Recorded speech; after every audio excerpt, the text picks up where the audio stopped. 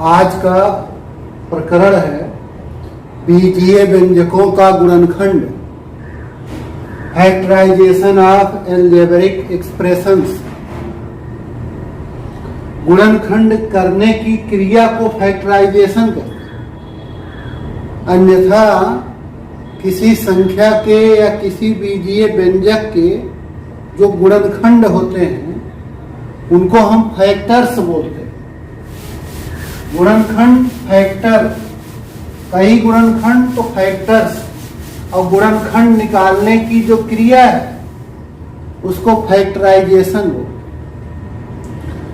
तो देखिए, बीजीय व्यंजकों के गुणनखंड निकालने की क्रिया को समझने से पहले दो तीन शब्दों पर गौर कर लिया जाए। जैसे पहले है, एक होता है गुणनखंड,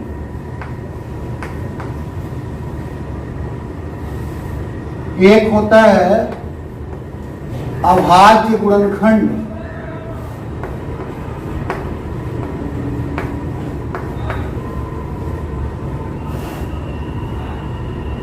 ये गुणनखंड, एक गुणनखंड की बात की जाए तो फैक्टर कहते हैं उसको। कई गुणनखंड हैं तो फैक्टर्स हो जाता है। इसी तरह अगर अभाज्य गुणनखंड की बात की जाए तो इसको हम लोग प्राइम फैक्टर्स कहते हैं। प्राइम फैक्टर्स, अभाज्य। जैसे मान लीजिए कोई संख्या से शुरू करें तब एक्सप्रेशन पर चले, एल्जेब्रिक एक्सप्रेशन पर चले। जैसे हमारे पास एक संख्या है अगर 30, तो हम देखें कि ये 30 किसके किसके गुणा से बनता है। तो 1 और 30 का गुणा कर दें तो ये 30 आ जाएगा। इसी तरह से अगर 2 गुणे 15 कर दें तो भी ये 30 आएगा। 3 गुणे 10 कर दें तो भी ये 30 आएगा। तो यहां जैसे अगर हमने लिख दिया कि 30 को 1 और 30 के गुणा के रूप में, तो कहेंगे कि 30 के गुणनखंड हैं 1 और 30। कोई संख्या जिनके जिनके गुणनफल से बनती है वह उसके गुणनखंड होते हैं। जिनका जिनका गुणा कर देने पर वह संख्या बन जाए वह उसके गुणनखंड होते हैं। ऐसे देखिए, 30 को हम लोग लिख सकते हैं 5 गुणे 6। तो ये सब जो हैं ये सब 30 के गुणनखंड हो गए, फैक्टर्स हैं। हम लोग लिखेंगे 30 के गुणनखंड क्या क्या हो गया, 1 2 3 5 6 10 15 30। 1 2 3 5 6 10 15 30, ये सब 30 के गुणनखंड है। जिस समय हम 30 बराबर 2 गुणे 15 लिख देते, कहते 30 के गुणनखंड हो गए 2 और 15। कोई संख्या जिन 2 या 2 से अधिक संख्याओं के गुणनफल से बनती है वह संख्याएं उस संख्या के गुणनखंड कहलाते हैं, फैक्टर्स कहलाते हैं। लेकिन यदि हम इस 30 को इस तरह से लिखें 2 गुणे 3 गुणे 5, तो यहां अब ये जो 2 3 और 5 इस 30 के गुणनखंड हैं, ये फिर इनका हम लोग खंड नहीं कर सकते। जैसे अगर कोई कहता 30 के गुणनखंड हैं 1 और 30, तो इसमें 1 का खंड नहीं होगा लेकिन 30 का फिर से हो जाएगा। 30 की जगह पर 2 गुणे 15 लिख सकते हैं। तो यहां 1 और 30 ये अभाज्य गुणनखंड नहीं है, प्राइम फैक्टर्स नहीं है। 2 और 15 प्राइम फैक्टर्स नहीं है, अभाज्य गुणनखंड नहीं है। तो कोई संख्या जिन दो या दो से अधिक अभाज्य संख्याओं के गुणनफल से बनती है, ये अभाज्य संख्या, उन्हें हम उस संख्या के अभाज्य गुणनखंड कहते हैं। अभाज्य गुणन, यहां 30 के अभाज्य गुणनखंड प्राइम फैक्टर्स, ये हो गए अभाज्य गुणनखंड 2, 3 और 5। देखिए कुछ लोगों को भ्रम होता है यहां एक गुणे करके भी लिखना चाहिए, तो हम पहले भी बताए हैं, आज भी स्पष्ट कर दें, एक ना तो भाज्य संख्या है और ना अभाज्य है, और हमें अभाज्य संख्याओं के गुणन के रूप में प्रदर्शित करना है। तो यदि एक अभाज्य संख्या होती तो एक गुणे करके लिखते, तो कहते कि इसका एक अभाज्य गुणनखंड एक है, लेकिन एक नहीं लिखा जाता, इस प्रकार हम लोग अभाज्य गुणनखंड लिखते हैं।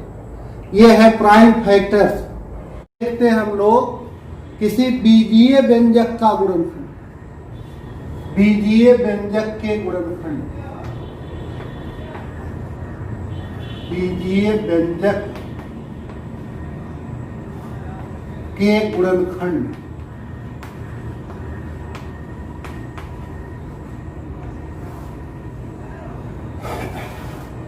देखिए एक बीजीय व्यंजक ले लेते हैं 5xy। इस 5xy को दो या दो से अधिक व्यंजकों के गुणन के रूप में कई प्रकार से लिख सकते हैं। जैसे इसे लिखते हैं हम लोग 5x गुणे y लिख सकते, इसे लिखते हैं हम लोग 5 गुणे xy, इसे लिखते हैं हम लोग 5y गुणे x, और इसे हम लोग ऐसे भी लिख सकते हैं 5 गुणे x गुणे y। तो जब बीजीय व्यंजक 5xy को 5x और y के गुणा के रूप में लिखा जाएगा, तो ये इस बीजीय व्यंजक के अभाज्य गुणनखंड नहीं हुए, गुणनखंड नहीं हुए। 5x जो है इसका फिर से खंड हो जाए, इसमें xy का फिर से खंड होगा, x गुणे y। तो यहां 5x और y, तो y तो अभाज्य है, अभाज्य गुणनखंड है, लेकिन 5x अभाज्य गुणनखंड नहीं है। और एक बात, इस बीजीय व्यंजक के गुणनखंड के समय हम अभाज्य शब्द के स्थान पर अखंडनीय शब्द का प्रयोग करते हैं, अखंडनीय।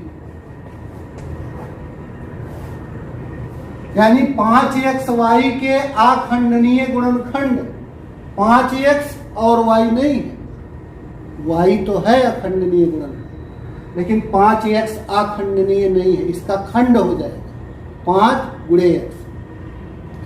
इसी तरह बीजीय व्यंजक 5xy के कोई अभाज्य या अखंडनीय गुणनखंड लिखता है, एक अखंडनीय गुणनखंड 5 और एक xy, तो गलत है, क्योंकि ये गुणनखंड x गुणे y के रूप में लिखा जा सकता है। तो जब इसे हम x गुणे y के रूप में लिख देंगे तो x अलग हो गया, y अलग हो गया, अब ये x और y दोनों अखंडनीय हो गए।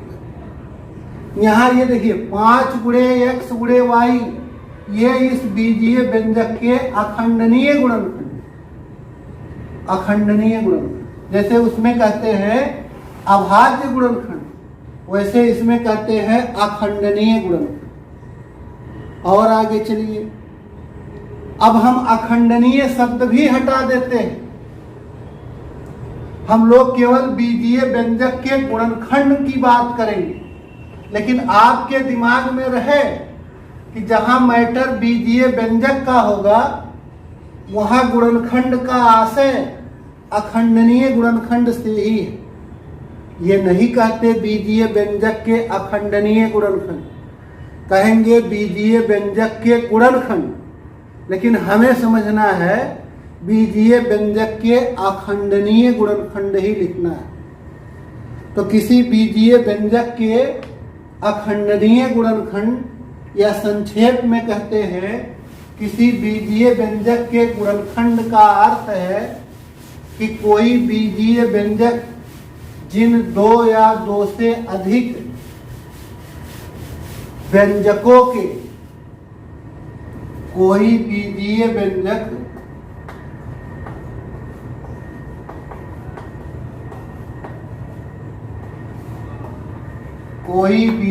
व्यंजक जिन दो या दो से अधिक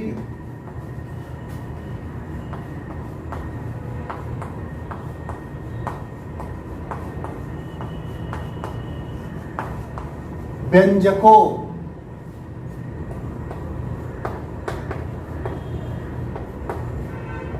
और ये जो व्यंजक होंगे अखंडनीय,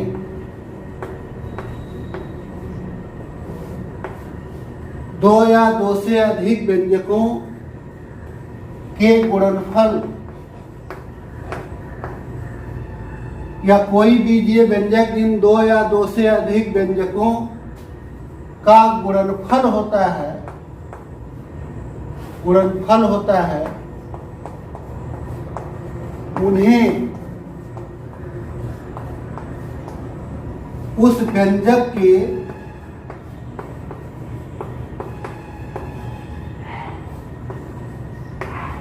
गुणनखंड कहते हैं। अब गुणनखंड का आशय अखंडनीय गुणनखंड, अखंडनीय हम लोग छिपा लेते, खाली कहते गुणनखंड।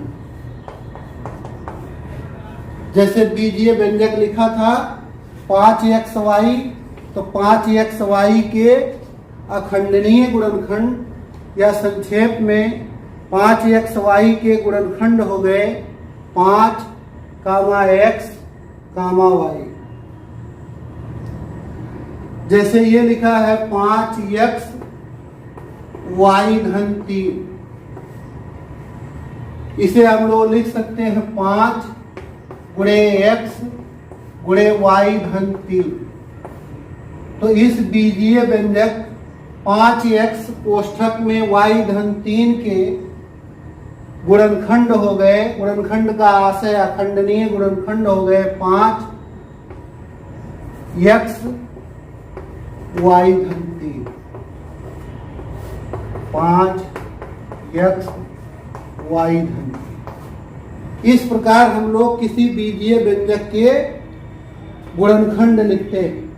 अब जब हमें किसी बीजीय व्यंजक के गुणनखंड लिखने होते हैं तो बीजीय व्यंजक कई रूपों का मिलता है, उनका हमें प्राप्त करना रहता है गुणनखंड।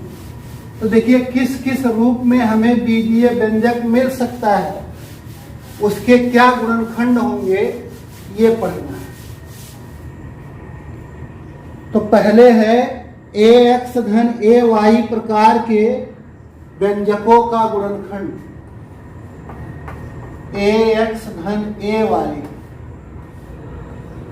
प्रकार के व्यंजकों का गुणनखंड।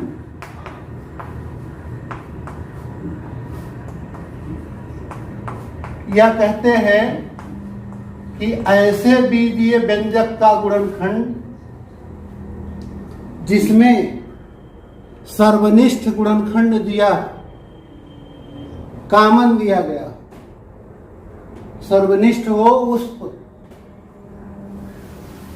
जैसे देखिए इसमें ये जो बीजीय व्यंजक है ये दो पदों से मिलकर बना है, एक है ax, एक है ay, और इन दोनों ही पदों में एक सर्वनिष्ठ गुणनखंड है, कॉमन गुणनखंड है a। इस पद में भी a है और इस पद में भी a। तो सर्वनिष्ठ गुणनखंड या कॉमन गुणनखंड हो, ऐसे बीजीय व्यंजक के गुणनखंड हम लोग कैसे करते हैं। तो आइए एक ज्यामिति के आधार पर इसको समझते हैं। मान लीजिए कि हमारे पास एक आयत है,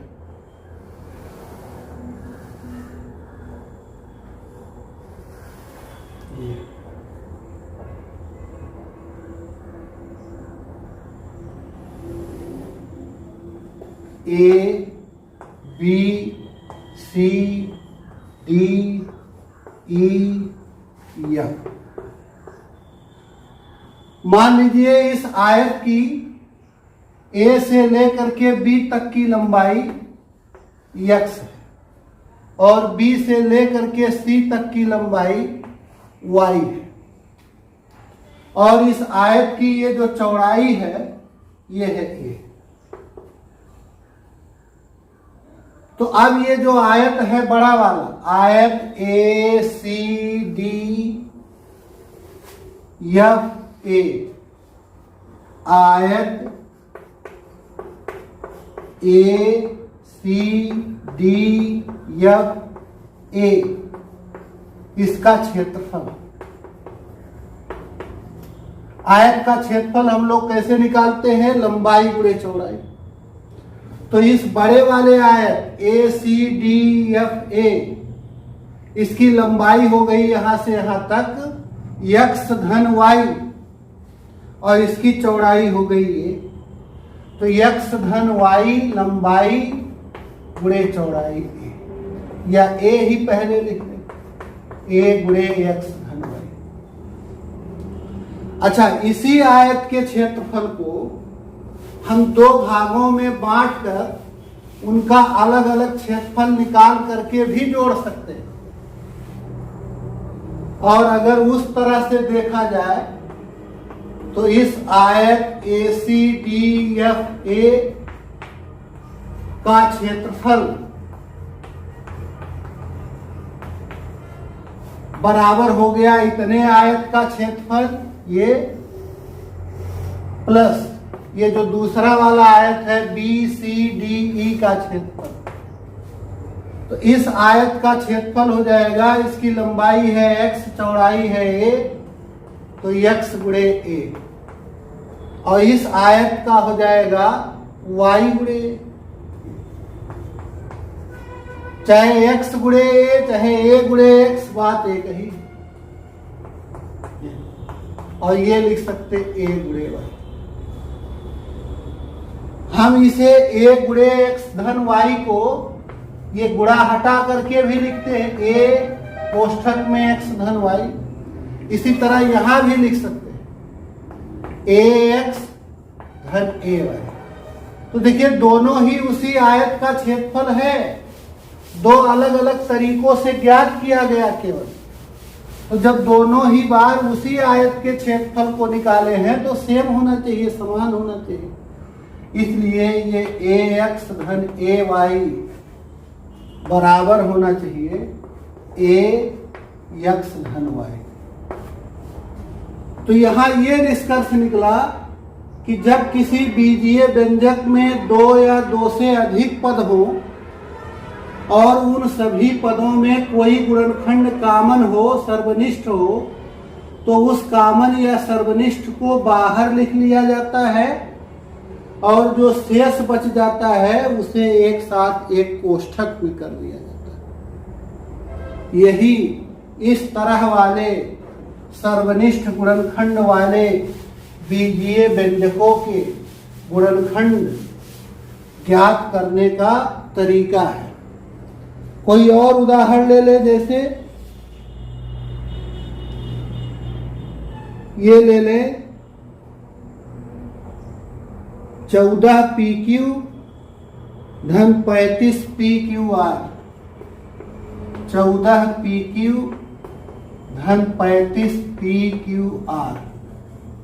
तो इस बीजीय व्यंजक के पदों को, इसमें दो पद है, एक इस धन के पहले और एक इस धन के बाद, तो दोनों ही पदों को पहले अभाज्य गुणनखंड के रूप में लिखें। ये 14 को लिखा जाएगा 2 गुणे 7, और इसे अभाज्य गुणनखंड के रूप में लिखें तो P गुणे Q धन 35 को लिख सकते हैं 5 गुणे 7, PQR का हो गया P गुणे Q गुणे R। अब देखिए इन दोनों ही पदों में जो सर्वनिष्ठ है उसको बाहर कर लिया जाए, कामन ले लिया जाए। जैसे ये 2 तो इस पहले पद में है यहाँ, लेकिन दूसरे में नहीं। 7 है तो 7 को बाहर कर, यहाँ भी है 7 यहाँ। पी पहले पद में भी है, दूसरे में भी, तो पी को भी बाहर कर दिया। इसी तरह क्यू भी दोनों में है, तो क्यू को भी बाहर कर दिया। अब कोष्ठक बनाएंगे। यहाँ 2 बच गया, 7 पी क्यू बाहर गया, 2 बच गया धन, यहाँ से 5 बच गया और ये 8। तो यही इसका अभाज्य गुणनखंड हो गया, 7 पी क्यू कोष्ठक में 2 धन 5 8। इस तरह से ऐसे बीजीय व्यंजक जिसके सभी पदों में कोई गुणनखंड कॉमन हो, सर्वनिष्ठ हो, ऐसे बीजीय व्यंजकों का गुणनखंड हम कैसे करते हैं। जो भी कॉमन है, जो भी सर्वनिष्ठ है, उसे बाहर कर लेते हैं, शेष को एक कोष्ठक के रूप में लिख देते हैं, तो वही उसका गुणनखंड है।